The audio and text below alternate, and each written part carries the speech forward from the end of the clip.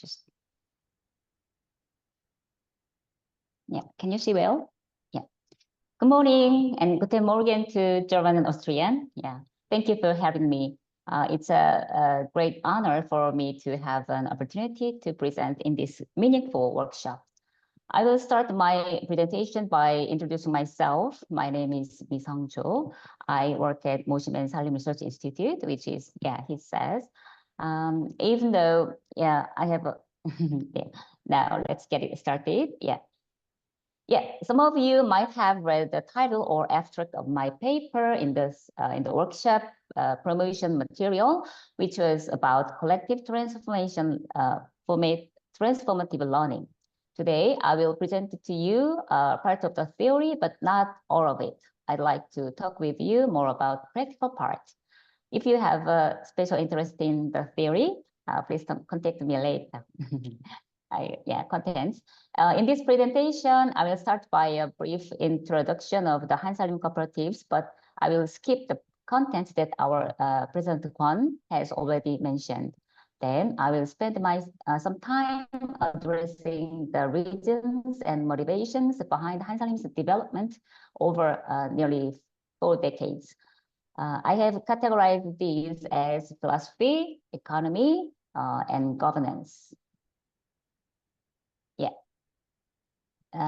Yeah, she said most of that. Just here, keywords. What Hansalim explains is keywords is cooperative, producers and consumers, and value of life. Yeah, I will skip this part. Hansalim is one of the largest cooperatives in South Korea with consumer membership is 0.909 million, and yeah. I will skip this part too. And yeah, Hansalim is multi-stakeholder. Hang on, just, yeah. Hansalim is a multi-stakeholder cooperative, including producer members and consumer members. She already mentioned this relationship between producers and consumers. Hansalim can reduce retail margin by direct transaction and provide proper reward to producers. As you can see this diagram, around 70% of the profits goes to producers. Moreover, this direct trade system encourages face-to-face relationships between producers and consumers. Now, I guess some of you might have a serious question. How is it possible? How can Hansalim work as a multi-stakeholder cooperative? And how can the cooperative, my connection is a little bit stable. Yeah, can you hear me now? Yeah. How it is possible and how can the cooperative expand to such a large scale and be sustained for around 4 decades? Actually, that is my question. I myself am wondering and have been searching for a framework to understand Hansalim. Actually, I majored in environmental education and I have a special interest in transformative learning because I believe that it can become a key component towards sustainable socio-ecological transformation. So I will give you a very brief introduction about transformative learning and my analysis about Hansalim. Transformative learning primarily focuses on the shift of an individual's consciousness and semantic structure when she or he has a traumatic experience. In environmental education, transformative learning is considered as a key part of sustainability transformations. It was originally developed as a theory about individual learning, but later writers reinterpreted the concept to understand collective learning in the context of social ecological change. It focuses on the interdependence, emergence, and dynamics that arise in collective learning beyond independent and individual learning. I refer to this as symbiosis. With this point of view, I have analyzed the learning pattern into 7 categories and describe it as a diagram like this. I will not present all of these 7 configurations. It takes so much time. But the whole aspect of collective transformative learning in Hansalim is summarized as like 4-dimensional symbiotic constellation. Instead of discussing all of these, I will explain just 3 perspectives: philosophy, economy, and governance. First, Hansalim has a powerful, persuasive, and even prescient philosophy, which has fascinated many people and gave them motivation to act. That philosophy is what we call the life movement. The reason I don't call it life philosophy, but life movement is that it is not just about words, but about action, practice, and changing the real world. In case you get confused, you should know that the Hansalim life movement is not related to the Western pro-life movement, which is an anti-abortion campaign. Hansalim is a spiritual and inclusive movement for enshrining and nurturing the life within things. I will start from the meaning of Hansalim. Han means great, one, whole. This is a Korean native word. Whole, entire, universe, together. And Salim means the domestic work to revive and to give. Hansalim as a compound of these 2 words means saving and caring all living beings, living together on a grand scale. The universe in a bowl of rice is a powerful symbol of the life movement, but she mentioned it for this scale. When people encounter this philosophy, many have a heart-pounding experience and change their mindset. For example, one interviewee said, after hearing the words, the universe in a bowl of rice, my heart really raced. So I thought, I'm a person who eats the universe, then what do I have to do? What am I responsible for? We can see this emotional experience changes the farmer's identity and gives him motivation to act responsibly. And the manifesto, Hansalim founders articulated their philosophy through the Hansalim Manifesto. The manifesto provided a fundamental critique of the current industrial civilization of violence and death.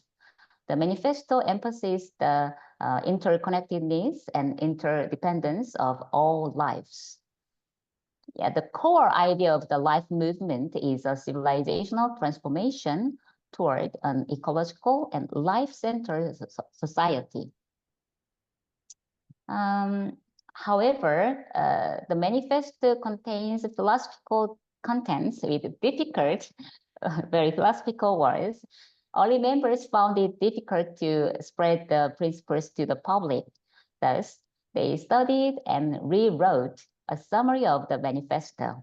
The result is the aim of the Hansalim movement, described in 5 points. First, we feel the divine life within ourselves and realize it. Second, we regard the earth where we stand on and live as our body.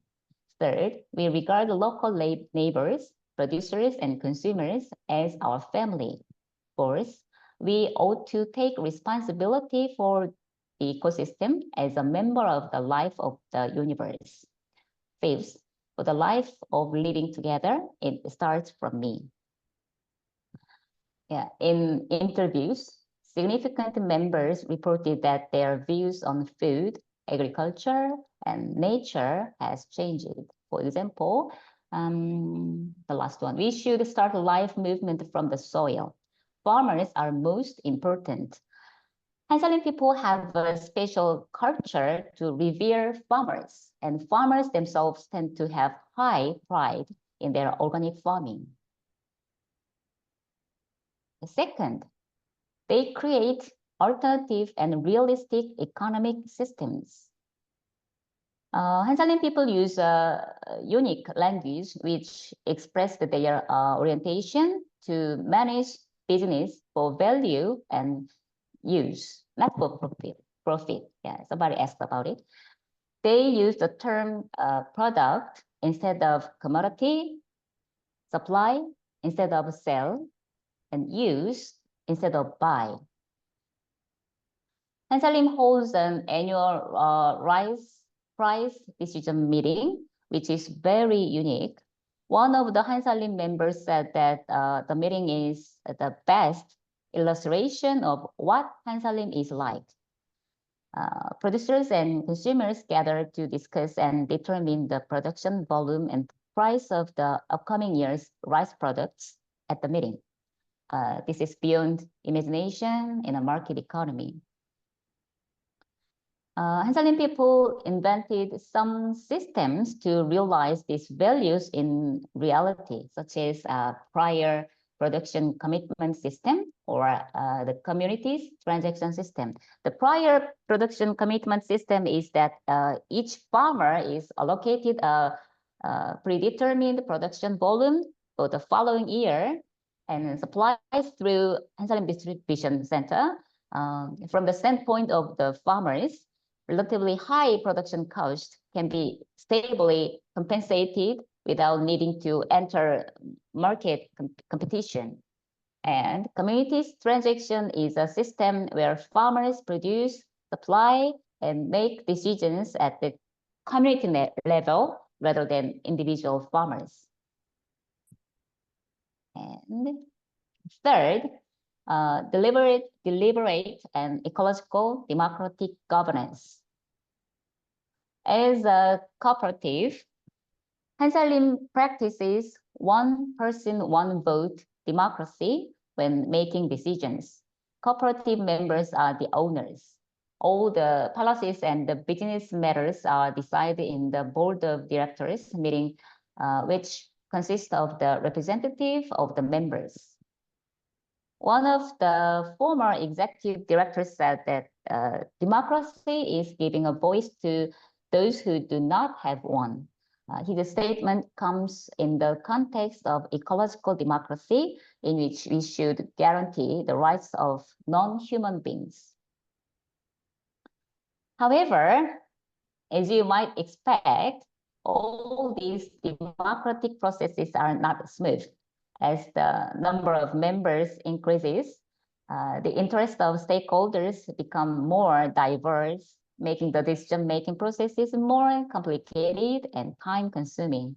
For example, Hansalim has spent over 17 years debating even a single issue, which is about fair trade.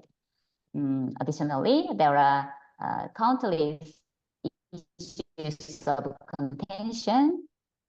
These controversies can sometimes become obstacles, yet other times they can ignite members' transformative learning. This is last part.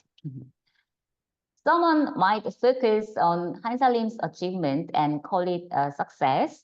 However, I don't think just giving success, beautiful stories help people who try to build a local cooperative community or devote themselves to the cooperative movement.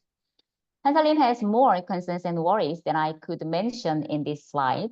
I will show you just a few of the concerns. The first, how to include and empower the marginalized and underprivileged. And that's one of Hansalim's mission. However, because of the relatively high price of organic products, the access of poor or younger citizens are limited. To solve this problem, Hansalim has tried to carry out community care programs or agricultural product voucher, but so far it is a little limited. The second is how to manage the tension between the social and ecological vision of life movement and its democratic ideas. And the third issue is how to respond to the impact of the climate crisis on agricultural production. As you all know that climate disasters are undermining the foundation of agricultural production. We need to consider how we can overcome this crisis. This is the last slide and a summary of take-home message. What are the implications for agri-food cooperatives? First, running an alternative food cooperative is extremely difficult. I'm half joking, but it's true. Yeah, real first. To overcome socio-ecological crisis and to build and manage such an alternative cooperative to cope with this crisis, Hansalim started with an incredibly ambitious vision from the very beginning. That was the life movement philosophy. Second, to realize it, they devised an alternative economic system that integrates the cooperative model into movement for socio-ecological transformation. Finally, all the processes are implemented in a democratic way, empowering normal people to autonomously engage in the movement. Thank you.